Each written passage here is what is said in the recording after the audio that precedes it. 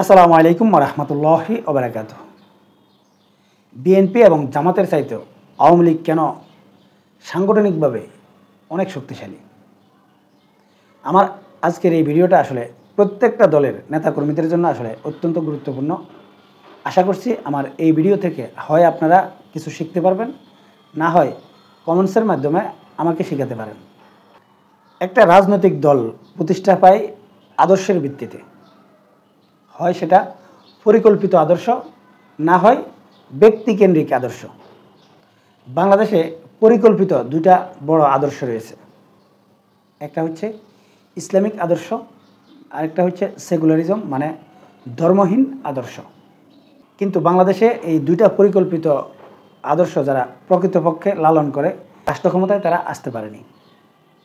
কিন্তু বাংলাদেশে যারা রাষ্ট্র ক্ষমতায় এসেছে তারা ব্যক্তিকেন্দ্রিক যেই আদর্শ, সেই আদর্শের দলগুলো কিন্তু বাংলাদেশের রাষ্ট্র পরিচালনা করেছে, যেমন আওয়ামী লীগ, বিএনপি এবং জাতীয় পার্টি। আওয়ামী লীগ নিজেদেরকে আসলে সেকুলারিজম রাজনৈতিক দল হিসেবে পরিচয় দেয় এবং তারা এই আওয়ামী লীগকে আসলে প্রকৃত সেকুলারিজম দল এটা উল্লেখ করার চেষ্টা করে, মানে ধর্মনিরপেক্ষ একটা রাজনৈতিক দল। কিন্তু বাস্তবিক অর্থে আওয়ামী লীগ প্রকৃত সেকুলারিজম দল না, বা আওয়ামী লীগের যারা নেতাকর্মী রয়েছে তারা সত্যিকার অর্থে প্রকৃত সেকুলারিজম ধারণ করে না বা তারা লালনও করে না। আবার জাতীয় পার্টি এবং বিএনপি এই দুইটা দল নিজেদেরকে আসলে ন্যাশনালিজম দাবি করে, কিন্তু প্রকৃতপক্ষে তারাও সত্যিকার অর্থে এই প্রকৃত ন্যাশনালিজম লালন করে না, বা তাদের নেতাকর্মীরাও আসলে সেটা অন্তরে ধারণ করে না। মূল কথাটা হচ্ছে এই তিনটা দল আসলে তারা ব্যক্তিকেন্দ্রিক আদর্শ লালন করে তারা তাদের দলটাকে পরিচালনা করে। এরপর আসি যারা সত্যিকার অর্থে সেকুলারিজম লালন করে, মানে বাংলাদেশে যে বামপন্থী রাজনৈতিক দল। এই বামপন্থী রাজনৈতিক দলগুলো বাংলাদেশে আসলে তারা জনপ্রিয়তা অর্জন করতে পারেনি। এর কারণ হচ্ছে বাংলাদেশের 90 থেকে 95% মানুষ আসলে ধর্মের প্রতি আসলে অত্যন্ত নমনীয়, এবং তারা প্র্যাকটিসিং ধর্মীয় অনুশাসন মেনে না চললেও তারা কিন্তু ধর্মের প্রতি তাদের সহানুভূতি রয়েছে বা তাদের দুর্বলতা রয়েছে। আর এই কারণে বাংলাদেশের এই পরিস্থিতিতে প্রকৃত সেকুলারিজম যেই রাজনৈতিক আদর্শ এটা প্রতিষ্ঠা করা সম্ভব না। কিন্তু তারা বাংলাদেশের যে রাজনীতি রয়েছে বা বাংলাদেশের রাষ্ট্রীয় যতগুলো প্রতিষ্ঠান রয়েছে, প্রত্যেকটা প্রতিষ্ঠানে তারা অনেক শক্তিশালীভাবে অবস্থান করে এবং রাষ্ট্রের সব কিছু কিন্তু তারা নিয়ন্ত্রণ করে। যদিও তারা জনপ্রিয় না, কিন্তু বাংলাদেশের রাষ্ট্রে তাদের প্রভাব সবচাইতে বেশি।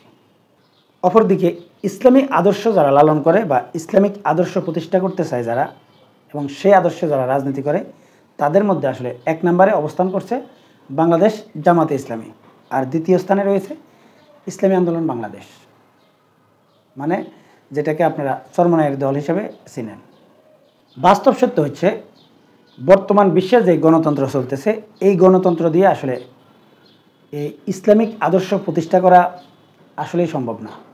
কারণ যেই গণতন্ত্র আমরা দেখতেছি এটা আসলে ইসলামিক শরীয়ত সম্মত না। ইসলামেও গণতন্ত্র রয়েছে, কিন্তু ইসলামিক গণতন্ত্র এবং বর্তমান যে প্রচলিত গণতন্ত্র রয়েছে এই দুটার মধ্যে আসলে অনেক পার্থক্য রয়েছে। যেমন বর্তমান গণতন্ত্র যেটা, সেটা হচ্ছে যে যারা রাষ্ট্র সম্পর্কে বোঝে না বা রাষ্ট্রের মেকানিজমগুলো কিভাবে চলে সেটা সম্পর্কে যাদের ন্যূনতম জ্ঞান নেই, তাদের ভোটের মূল্য যতটুকু, যারা এই রাষ্ট্র সম্পর্কে পরিপূর্ণ জানে এবং বুঝে তাদের ভোটের মূল্য ততটুকু। আবার এই বর্তমান গণতন্ত্রে আসলে জনগণ যেটা চায় বা জনগণ যেটার উপর রায় দিবে সেটাই কিন্তু কার্যকর হবে। কিন্তু ইসলামিক যে গণতন্ত্র সেটা হচ্ছে আইন কিন্তু চলবে শুধুমাত্র আল্লাহর, কারণ ইসলাম অন্যান্য ধর্মগুলোর মতো না, এটা হচ্ছে পরিপূর্ণ একটা জীবন ব্যবস্থা। অতএব এই যে ইসলামে যেই গণতন্ত্র রয়েছে এটা হচ্ছে আইন হবে শুধুমাত্র আল্লাহর। এখন আল্লাহর আইন বলতে কোরআন। এখন শুধুমাত্র এই কোরআন অনুযায়ী কে রাষ্ট্রের আমির হবে বা কার নেতৃত্বে রাষ্ট্র পরিচালিত হবে তার জন্য একটা মতামতের বিষয় থাকে, বা যেটাকে আপনারা ভোট বলেন। ভোট মানে একটা মতামত জানানো। সেই মতামতটা হচ্ছে যারা এই রাষ্ট্র সম্পর্কে বা ইসলাম সম্পর্কে জ্ঞানী এবং যারা ইসলাম সম্পর্কে ভালো বুঝে তাদের ভোটের মাধ্যমে আসলে রাষ্ট্রের পরিচালক নির্ণয় হবে। এটা হচ্ছে ইসলামিক গণতন্ত্র।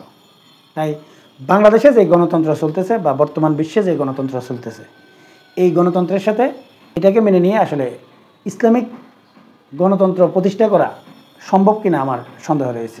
কিন্তু আগের আমলে আসলে ইসলামিক রাষ্ট্র প্রতিষ্ঠা হতো যুদ্ধের মাধ্যমে, বা একটা রাষ্ট্র আরেকটা রাষ্ট্রের সাথে যুদ্ধে যেই দল বিজয়ী হবে তারা আসলে তাদের আদর্শ মতো তারা রাষ্ট্র পরিচালনা করে। কিন্তু বর্তমান বিশ্বের যে প্রেক্ষাপট এটা কিন্তু সম্পূর্ণরূপে ভিন্ন।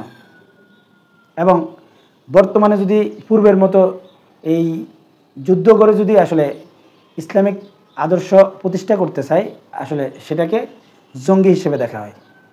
এখন বর্তমান বিশ্বে আসলে সেরকম কোনো ইসলামিক রাষ্ট্র নেই, শুধুমাত্র আফগানিস্তান রয়েছে। কিন্তু আফগানিস্তানের যে ভৌগোলিক অবস্থা, এই ভৌগোলিক অবস্থার কারণে এবং আফগানিস্তানে যারা আসলে ইসলাম প্রতিষ্ঠা করতে চায় বা যাদেরকে আমরা তালেবান বলি, তারা কিন্তু সশস্ত্র যুদ্ধের মাধ্যমে আসলে তারা সেটাকে দখল করেছে। তার কারণে তারা প্রকৃতপক্ষে ইসলামিক শরিয়া আইন বাস্তবায়ন করতে পেরেছে।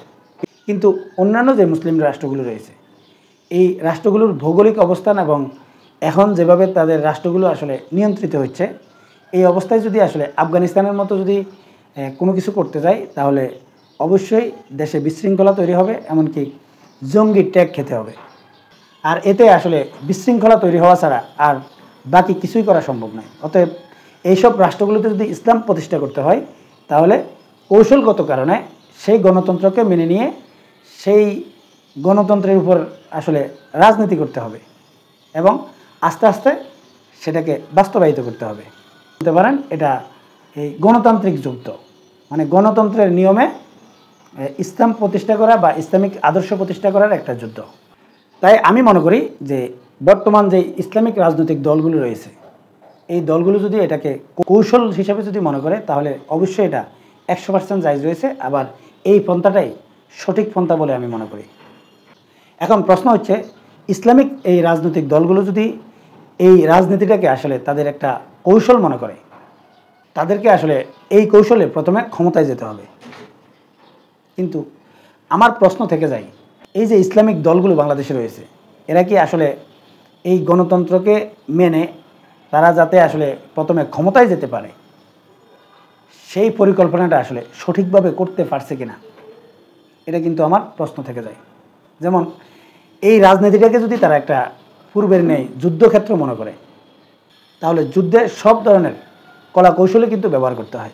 যেমন একটা যুদ্ধক্ষেত্রে একটা যুদ্ধে জিততে হলে সঠিক পরিকল্পনা করতে হয়, এবং এই যুদ্ধক্ষেত্রে যারা সঠিকভাবে ভালো পরিকল্পনা করতে পারে তারা কিন্তু যুদ্ধে বিজয়ী হয়। কিন্তু ইসলামিক দৃষ্টিতে আরেকটা জিনিস রয়েছে, সেটা হচ্ছে আল্লাহর সাহায্য। এখন আল্লাহ তাআলা সাহায্য তখনই করবেন যখন তারা পরিপূর্ণভাবে সবগুলো কলা কৌশল ব্যবহার করে তারপর আল্লাহর কাছে সাহায্য চাইবে। কিন্তু বাস্তবিক অর্থে বাংলাদেশে যে ইসলামিক দলগুলো রয়েছে, এই দলগুলো কিন্তু তারা সঠিক পরিকল্পনা করতে আসলে ব্যর্থ। অনেকেই মনে করেন যে আল্লাহ বিজয় দিলে তখন বিজয় হবে, কিন্তু বাস্তবিক অর্থে আল্লাহ রসুল সেই সময় তৎকালীন আমলের সেরা সেনাপতি ছিলেন। তিনি যে যুদ্ধ কৌশলগুলো ব্যবহার করেছেন, এটা তৎকালীন সময়ের সেরা কৌশল ছিল। তাই যারা আসলে এই রাজনীতিটাকে বা এই গণতন্ত্রটাকে একটা কৌশল মনে করে, যারা এই ইসলাম প্রতিষ্ঠা করতে চায়, তারা অবশ্যই অন্যান্য দলগুলোর চাইতে সেরা কৌশলী হতে হবে, তারা সেরা বিচক্ষণ হতে হবে। যেমন সাহাবায়ে কেরামদের মধ্যে যেই সব সেনাপতিদের নাম আমরা শুনি, খালিদ বিন ওয়ালিদ, তারেক বিন জিয়াদ সহ যেই সব দক্ষ সেনাপতিদের নাম আমরা শুনি, তারা কিন্তু যথেষ্ট কৌশলী ছিল এবং দক্ষ ছিল। আর বাংলাদেশে যে ইসলামিক দলগুলো রয়েছে, এই দলগুলোর মধ্যে আসলে জামাত এমন একটা দল যারা আসলে অন্যান্য ইসলামিক দলগুলোর সাথে অনেকটাই এগিয়ে থাকার কারণ হচ্ছে তারা এই যুদ্ধ কৌশলে অন্যান্য ইসলামিক দলগুলোর সাথে এগিয়ে রয়েছে। কিন্তু তারা এখন পর্যন্ত পরিকল্পিতভাবে সব কিছু সঠিকভাবে করতে পেরেছে বলে আমি মনে করি না। যেমন এই যে জামাত ইসলামের যেসব নেতাদেরকে আসলে যুদ্ধ অপরাধী বলে ফাঁসিতে ঝুলানো হয়েছে, এই লোকগুলোর মধ্যে আব্দুল কাদের মোল্লা, আলী হাসান মোহাম্মদ মুজাহিদ, মতিউর রহমান নিজামী সহ যেসব নেতাদেরকে আসলে ফাঁসিতে ঝুলানো হয়েছে, বাস্তবিক অর্থে এই লোকগুলো আসলে একটা ম্যাগনেট ছিল। এমনকি এই জামাত ইসলামের বিরুদ্ধে বিভিন্ন আলেমরা বিভিন্ন রকম ফতোয়া দেওয়ার পরেও তারা কিন্তু নীরব ছিল এবং তারা নীরবে তাদের মূল পরিকল্পনা কিন্তু সাজিয়েছে। আর এটা আন্তর্জাতিক বিশ্ব যারা ইসলামকে রাষ্ট্রীয় জীবনে প্রতিষ্ঠা করতে চায় না এবং এই যে বর্তমান গণতন্ত্রের মধ্যে আমাদেরকে আবদ্ধ করে ফেলেছে এবং এটাকে যারা নিয়ন্ত্রণ করে তারা ভালোভাবে বুঝেছে। তাদেরকে যদি আসলে রাখা হয় তাহলে কিন্তু ভবিষ্যতে বাংলাদেশে ইসলামিক রাষ্ট্র প্রতিষ্ঠা হয়ে যেতে পারে। আর এই কারণে আমি মনে করি যে তাদেরকে সম্পূর্ণরূপে পরিকল্পিতভাবে কিন্তু সরিয়ে দেওয়া হয়েছে। কিন্তু বর্তমান যে জামাত ইসলামী, এই জামাত ইসলামীতে সেই জাতীয় আসলে নেতৃত্ব এখন পর্যন্ত তৈরি হয়েছে বলে আমি মনে করি না। কারণ আমি মনে করি যে কয়জন লোক আসলে সবচাইতে বিচক্ষণ ছিল তাদেরকে নির্দিষ্টভাবে আঘাত করা হয়েছে এবং তাদেরকে শেষ করে দেওয়া হয়েছে। কিন্তু আমি এটাও বিশ্বাস করি যে জামাত ইসলামী যেভাবে আগাচ্ছে, যদি সত্যিকার অর্থে জামাত ইসলামের ভিতরে যদি আসলে এই দলীয় কুন্দলগুলো যদি নিরসন করতে পারে এবং সঠিকভাবে তারা যদি এগিয়ে যেতে পারে, তারা হয়তো আবারও সেই যোগ্য নেতৃত্ব গড়ে তুলতে পারবে। কিন্তু বর্তমান জামাত ইসলামীতে আসলে সেরকম যোগ্য নেতৃত্ব আছে বলে আমি মনে করি না। এর অনেকগুলো কারণ রয়েছে, সেটা আমি অন্য কোনো ভিডিওতে আসলে আলোচনা করার চেষ্টা করব। কিন্তু জামাত সাংগঠনিকভাবে শক্তিশালী হলেও তারা কিন্তু শেষ সময়ে ফসল গড়ে তুলতে পারে না। যেমন 5 আগস্টের পর জামাত ইসলামের যে সুযোগগুলো তৈরি হয়েছিল, এই সুযোগগুলোকে সঠিকভাবে কাজে লাগাতে পারেনি জামাত, বা এখন পর্যন্ত তারা সঠিকভাবে কাজে লাগাতে পারছে কিনা বা তাদের সেই পরিকল্পনা আছে কিনা আমার জানা নেই। তবে আমি যা বলছি এগুলো আসলে আমার ব্যক্তিগত ধারণা, কিন্তু হয়তো জামাতের নেতৃবৃন্দের এরকম কোনো সূক্ষ্ম পরিকল্পনা থাকতেও পারে। সেটা অবশ্যই আমরা আগামী নির্বাচনে বা নির্বাচন পর্যন্ত অপেক্ষা করলে আসলে দেখতে পারবো। কিন্তু আমি বাহ্যিকভাবে আসলে সেরকম কোনো সূক্ষ্ম পরিকল্পনা করে জামাত এগিয়ে যাচ্ছে কিনা সেরকম কিছু আমি এখন পর্যন্ত দেখতে পাচ্ছি না। তাই আমি জামাতের সমালোচনা করছি এবং জামাতকে এখন পর্যন্ত আমি এটা মনে করছি যে তারা সাংগঠনিকভাবে শক্তিশালী হলেও তারা কিন্তু সঠিক পরিকল্পনা করে তারা ফসল গড়ে তুলতে ব্যর্থ এবং তারা এখন পর্যন্ত রাষ্ট্রের প্রত্যেকটা ইনস্টিটিউটে আসলে তাদের যোগ্যতা এবং দক্ষতা দেখাতে পারেনি। আমি এটাও মনে করি না যে বাংলাদেশে যে রাজনৈতিক দলগুলো রয়েছে, আওয়ামী লীগ বলেন, বিএনপি বলেন, জামাত বলেন বা জাতীয় পার্টি বলেন, এরা এখন পর্যন্ত সত্যিকার অর্থে সফল দলে পরিণত হতে পেরেছে বলে আমি মনে করি না। কিন্তু বাংলাদেশের যেই সব দলগুলো রয়েছে এই দলগুলোর মধ্যে আসলে আওয়ামী লীগ এগিয়ে। আর কেন বলি যে এরা আসলে সফলতা পায়নি, কারণ হচ্ছে এখন পর্যন্ত বাংলাদেশে যেসব নিরপেক্ষ নির্বাচনগুলো হয়েছে এই নিরপেক্ষ নির্বাচনগুলোতে আসলে কোনো দল পরপর 2 বার ক্ষমতায় আসতে পারেনি। মানে তারা তাদের দক্ষতা ভালোভাবে প্রতিষ্ঠা করতে পারেনি বা তাদের যে আদর্শ সেটাকেও তারা আসলে প্রতিষ্ঠা করতে পারেনি, এতে তারা ব্যর্থ হয়েছে। কিন্তু তারপরেও আওয়ামী লীগ অনেকটা এগিয়ে। যেমন একটা রাজনৈতিক দলের যে আদর্শ থাকে, এই আদর্শটা যদি তারা বাস্তবায়ন করতে হয় বা এই আদর্শকে মানুষের মনে স্থান করে দিতে হয়, তাহলে অনেকগুলো কলা কৌশল কিন্তু রাজনীতিতে ব্যবহার করতে হয়, কিন্তু সেগুলোর অনেকটাই ভালোভাবে ধারণ করে আওয়ামী লীগ। যেমন আপনারা অনেক সময় দেখেন বাংলাদেশে যারা এই সুশীল সমাজ রয়েছে বা সাংবাদিক রয়েছে বা রাজনীতিবিদ রয়েছে বা রাজনৈতিক বিশ্লেষক রয়েছে, এই জাতীয় লোকদের মধ্যে অনেকেই ভাবেন তারা নির্দিষ্ট দলের দালালি করে। আপনারা তাদেরকে চিনেন যে এটা আওয়ামী লীগের, এটা বিএনপির, এটা জাতীয় পার্টির বা এটা জামাতের।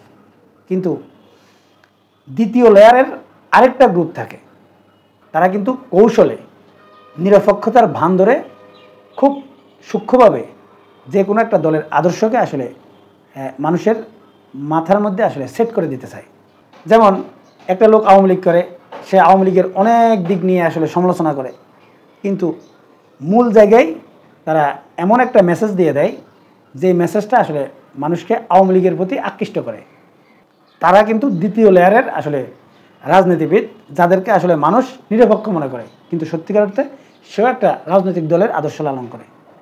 আবার তৃতীয় লেয়ারের আরেকটা আদর্শ থাকে, যারা সব সময় আসলে সম্পূর্ণরূপে নিরপেক্ষ থাকে এবং তারা এমনভাবে আসলে কাজ করে যে তাদেরকে বোঝা সম্ভব না যে এ আসলেই কোন দলের, আপনি যতই বিচক্ষণ হন। যেমন এই যে বাংলাদেশে যেসব ঘটনাগুলো ঘটতেছে, এই ঘটনাগুলো মানুষের সামনে উপস্থাপন করে সাংবাদিকরা।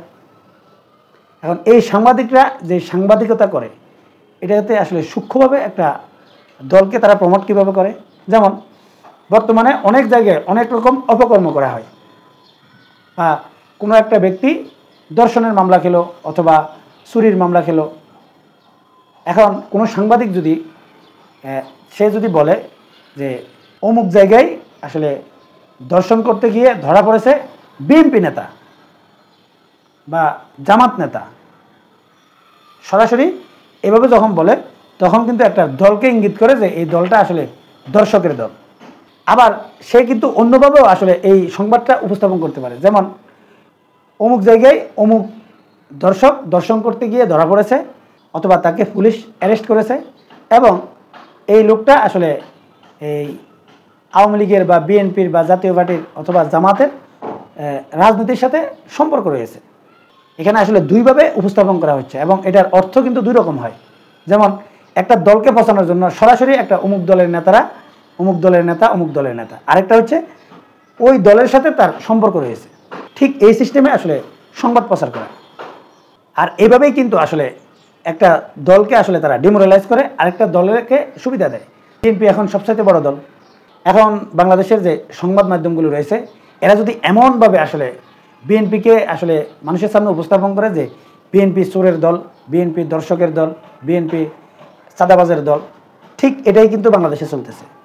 মানে পুরো বাংলাদেশটা বিএনপির নিয়ন্ত্রণে, কিন্তু মিডিয়াগুলো সরাসরি কিন্তু অন্য দলের সাপোর্ট করে না। কিন্তু যেহেতু বিএনপি এখন অনেক বড় দল বা ক্ষমতায় যাওয়ার সম্ভাবনা রয়েছে সবচাইতে বেশি, তাই এই দলকে আসলে ডিমোরালাইজ করার জন্য এই কৌশলে কাজ করতেছে। এখানে স্পষ্টভাবে বোঝা যায় না যে সে কোন দলের কাজ করছে। এখন প্রশ্ন হচ্ছে যে বিএনপি যদি অজনপ্রিয় হয়, বিএনপিকে যদি মানুষ খারাপ চোখে দেখে, কার লাভ হবে? লাভ হবে তার প্রতিপক্ষ যে তার। আর যেহেতু বাংলাদেশে এখন পর্যন্ত বাংলাদেশের মানুষের মধ্যে থেকে আসলে এই ধারণাটা এখন পর্যন্ত আসলে যায়নি যে তারা হয় আওয়ামী লীগকে ভোট দেয়, না হয় বিএনপিকে ভোট দেয়। মানে বিএনপির উপর বিরক্ত হয়ে তারা আওয়ামী লীগের কাছে যায়, আবার আওয়ামী লীগের উপর বিরক্ত হয়ে তারা বিএনপির কাছে যায়। মানে হচ্ছে তারা বিরক্ত হলেও তারা তৃতীয় কোনো দলের উপর নির্ভরশীল হতে চায় না বা হতে পারেনি, বা সেই চিন্তাধারা তাদের মাথায় এখনও আসেনি। তাই এই যে সূক্ষ্মভাবে যে এই সংবাদ মাধ্যমগুলো আসলে প্রচারিত হচ্ছে, এই লোকগুলোও কিন্তু নির্দিষ্ট একটা দলের আসলে এই আদর্শ লালন করে এবং সেই দলের কিন্তু কাজ করে, এটা কিন্তু চোখে দেখা যায় না। আর এই কাজগুলোতে আওয়ামী লীগ কিন্তু যথেষ্ট পারদর্শী। এখন পর্যন্ত আওয়ামী লীগ এই কাজে সবচাইতে এগিয়ে। আর এই কারণে বাংলাদেশে এখন পর্যন্ত আওয়ামী লীগ সাংগঠনিকভাবে অনেক শক্তিশালী। হয়তো আপনারা বলতে পারেন যে আওয়ামী লীগ এখন রাস্তায় নামতে পারছে না, তাদের কি সাংগঠনিক শক্তি আছে? বিগত আওয়ামী লীগের সময় জামাত যতটা রাস্তায় নামতে পেরেছে, আওয়ামী লীগ ততটা পারেনি। বাস্তবিক অর্থে শুধুমাত্র রাস্তায় নেমে আসলে রাজনৈতিক কার্যক্রম পরিচালনা করা লাগে না, রাষ্ট্রের অনেকগুলো মেকানিজমকে ব্যবহার করেও আসলে কাজ করা যায়। আর সেটা কিন্তু আওয়ামী লীগ এখন পর্যন্ত করে যাচ্ছে। আর এই জায়গায় বিশেষ করে মিডিয়া কেন্দ্রিক সবচাইতে বেশি দুর্বলতা রয়েছে জামাতের, তারপরে দুর্বলতা হচ্ছে বিএনপির। বিএনপি প্রকাশ্যে অনেকগুলো লোককে আসলে তারা স্থাপন করে, যারা তাদের দলীয় পরিচয় বহন করে, তারা বিভিন্ন রকমের কার্যক্রম পরিচালনা করে, কিন্তু তাদের দ্বিতীয় লেয়ার বা তৃতীয় লেয়ারের কোনো লোক নেই। দ্বিতীয় লেয়ারের কিছু থাকলেও সেটা কিন্তু আওয়ামী লীগের তুলনায় যথেষ্ট না। কিন্তু আওয়ামী লীগের দ্বিতীয় লেয়ার, তৃতীয় লেয়ার, চতুর্থ লেয়ার, পঞ্চম লেয়ার পর্যন্ত আমার মনে হয় তাদের সাজানো গোছানো আছে। পঞ্চম লেয়ারটা আমি কাকে বুঝিয়েছি আশা করি বুঝতে পেরেছেন, যে অন্য দেশের নির্দিষ্ট একটা শক্তি যারা প্রকাশ্যে বলবে না, কিন্তু সেটা আওয়ামী লীগের পক্ষে কাজ করে। যেমন আমাদের প্রতিবেশী রাষ্ট্র ভারত, তারা মুখে বলে যে আমরা বাংলাদেশের সাথে বন্ধুত্বের সম্পর্ক, এবং এখন তারা কিন্তু আসলে বাংলাদেশের গণতন্ত্রের জন্য অনেক কিছু বলছে, কিন্তু বিগত সময়গুলোতে কি আসলে তারা গণতন্ত্রের জন্য কিছু বলেছে? বলেনি। তাই এটাও কিন্তু আওয়ামী লীগের পঞ্চম লেয়ারের একটা শক্তি। কারণ একটা রাষ্ট্র পরিচালিত হতে আসলে অনেকগুলো ইনস্টিটিউটকে আসলে কাজে লাগাতে হয়, আর সেগুলো বাংলাদেশের অন্যান্য রাজনৈতিক দলগুলোর সাথে আওয়ামী লীগ সবচাইতে বেশি কাজে লাগাচ্ছে। আর এই কারণে আওয়ামী লীগ বাংলাদেশে এখন পর্যন্ত শক্তিশালী। সম্মানিত দর্শক, ভিডিওটা আসলে লম্বা হয়ে যাচ্ছে বিধায় আসলে এখনকার মতো এখানেই শেষ করছি। আর যেই কথাগুলো বললাম এই কথাগুলোতে আসলে আমার অনেক ভুলভ্রান্তি থাকতে পারে, কারণ আমি নিজেকে অনেক বেশি পণ্ডিত মনে করি না। আমার যে ভুলগুলো রয়েছে আপনারা সেটা কমেন্টসের মাধ্যমে ধরিয়ে দিতে পারেন, আমি শিখব। আর যদি আমার এই কথাগুলো যদি সঠিক হয় সেটাও কমেন্টসে লিখবেন। আর আপনারা আসলে কোন কোন বিষয়গুলো নিয়ে আসলে আমার কথাগুলো শুনতে চান সেটাও কমেন্টসে জানাতে পারেন। এখনকার মতো এই পর্যন্তই। আল্লাহ হাফেজ।